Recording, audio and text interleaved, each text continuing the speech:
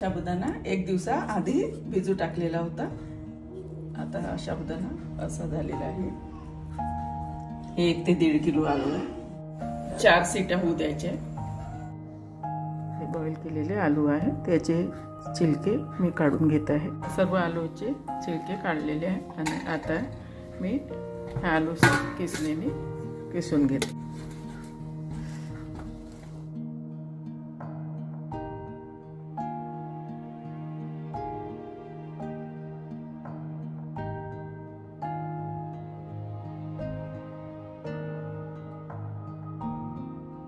साबुदाणा पण असं आलू किसणीने किसून टाकायचं आहे,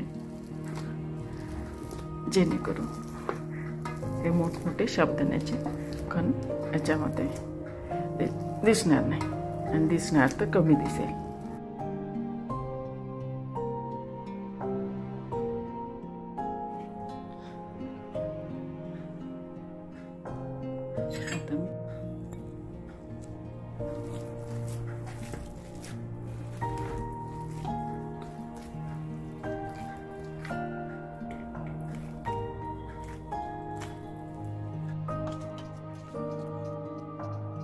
पॉलिथिनला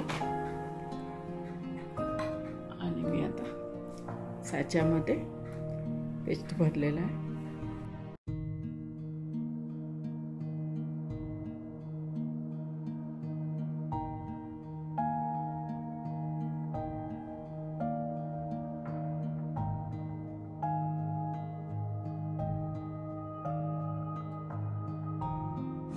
या चकल्या मी वाळून छान 2-3 दिवस झाले वाढलेले आहे। आता मी तळून बघते।